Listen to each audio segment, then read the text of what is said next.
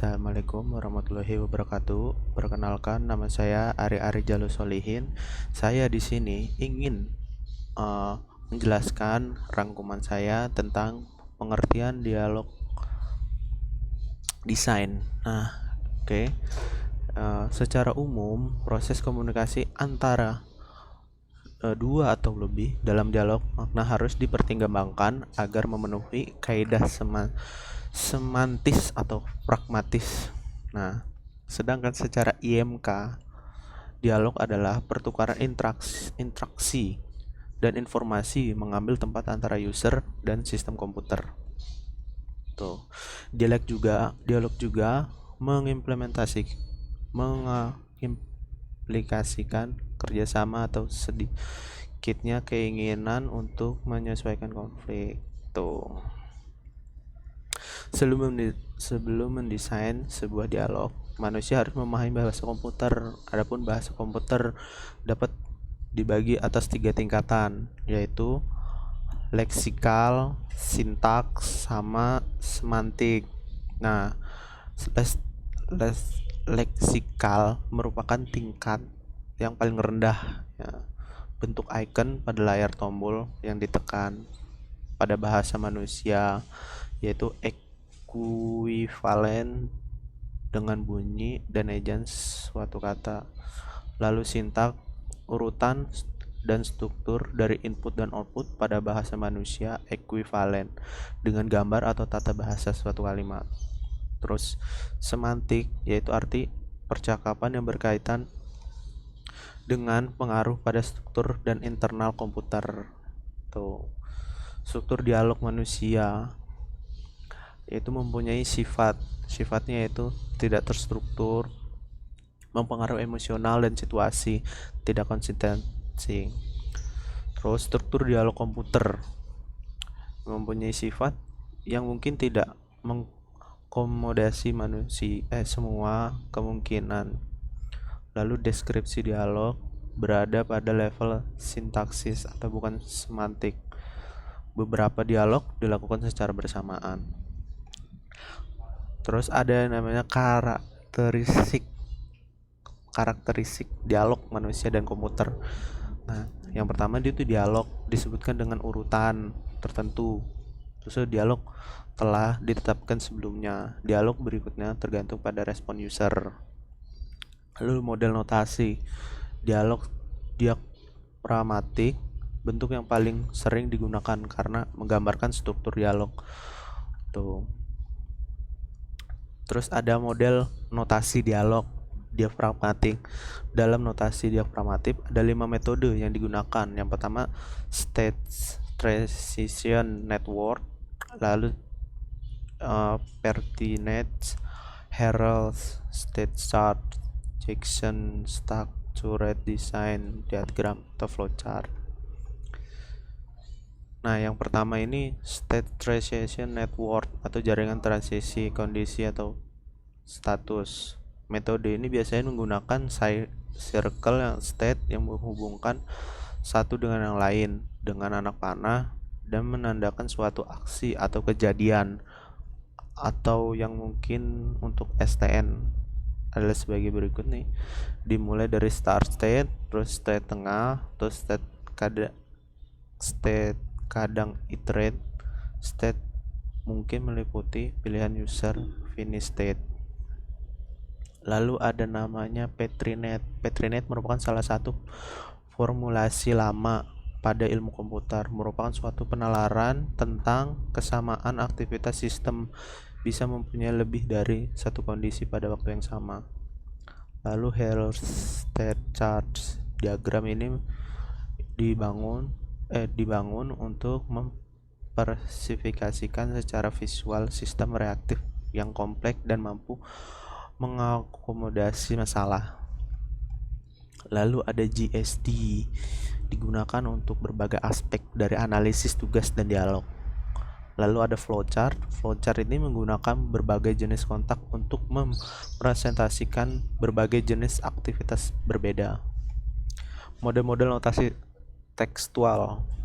Nah, dialog. notasi tekstual. Dalam notasi tekstual ini ada 3 metode digunakan, itu tata bahasa, aturan produksi, proses aljabar. Lalu aturan produksi. Nah, aturan produksi ini menggunakan if, kondisi, dan aksi. Baik untuk teks paralel, bukan untuk teks sequencing. Proses aljabar. Proses aljabar ini digunakan untuk proses seksual sekuensial pada natural language. Lalu ada desain dan analisis dialog. Ada 3 pendekatan dalam perancangan dialog, berfokus pada aksi user apakah terspesifikasi dengan baik, terus memperhatikan kondisi dialog. Lalu ada isu presentasi dan leksikal, bagaimana tampilan dan fungsi tombol. Lalu ada properti aksi. Nah, properti aksi itu ada 3 aksi dasar. Yang pertama select from menu, click on a point, terus double click on a point. Ada 3 karakteristik dalam properti aksi. Yang pertama kelengkapan, terus determinasi, lalu ada konsistensi. Terus presentasi leksikal itu yang dialog. Perancangan dialog harus independen dari perancangan detail leksikal. Terus ada tentu fungsi sistem dulu, baru kemudian analisis tugas dan desain dialog dari fungsi tersebut. Lalu tentukan tombol atau key untuk memanipulasi fungsi. Lalu ada klasifikasi kesalahan.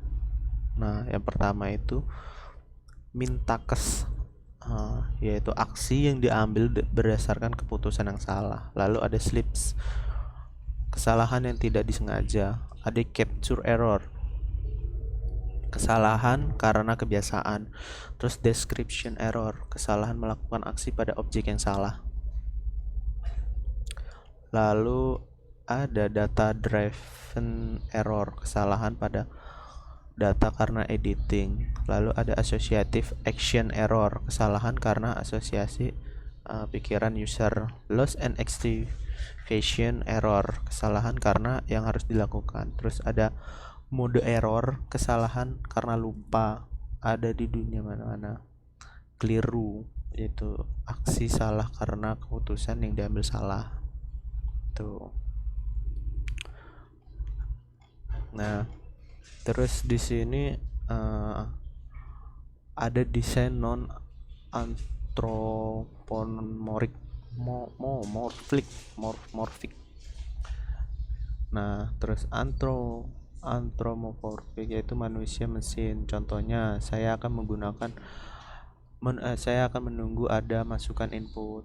Lalu non anthropomorphic tidak memanusiakan mesin. Contohnya masukan input. Tuh. Lalu ada namanya design common language. Nah, design common language ini merupakan interaksi manusia dan komputer yang tradisional dan orisinil pada antarmuka jenis ini. Hanya prompt dan instruksi yang disediakan oleh sistem. Tuh. Lalu ada lagi nih keuntungan dari desain common language, yaitu lebih cepat, dapat melakukan kegiatan meskipun di luar batas, terus berulang, implementasi yang mudah dan hemat. Lalu tujuannya apa? Tujuannya adalah itu konsistensi, penamaan dan pemberian singkatan yang baik. Melakukan tugas perencanaan dapat membantu meminimalkan kekurangan. Gitu. Nah, lalu ada desain direct manipulation, yaitu kesinambungan tampilan dari objek-objek dan aksi-aksi yang dilakukan. Cepat dapat dikembalikan peningkatan aksi di mana efeknya dapat segera terlihat. Penggantian dari sintaks common language dengan memanipulasi langsung pada objek. Tuh. Nah, keuntungannya dari direct manipulation ini itu mudah dipelajari dan diingat, khususnya untuk pemula nih. Lalu fleksibel, menyediakan konteks dan tampilan yang cepat dari feedback. Tuh.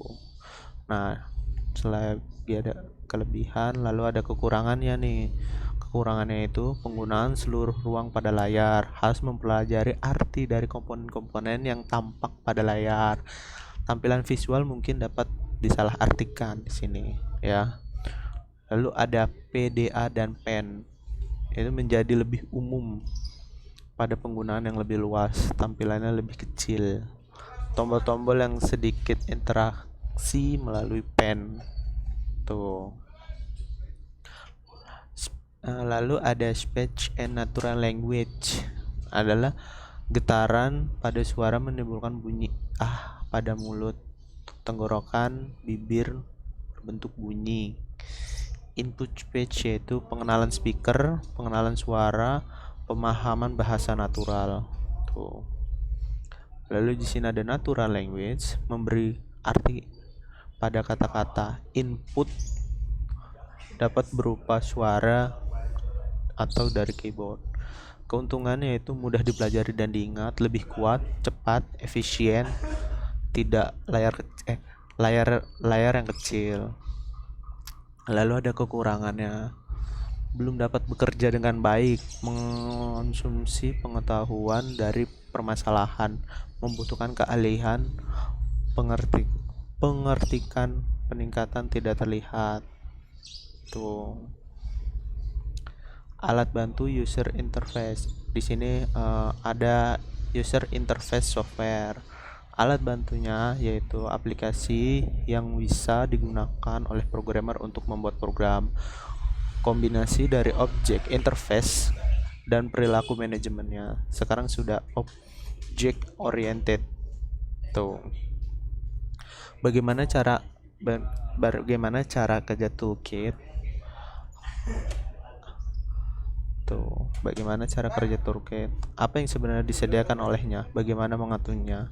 User mengadakan aksi, berinteraksi dengan interface. Aksi-aksi yang disebut adalah disampaikan kepada aplikasi dalam cara-cara yang berarti.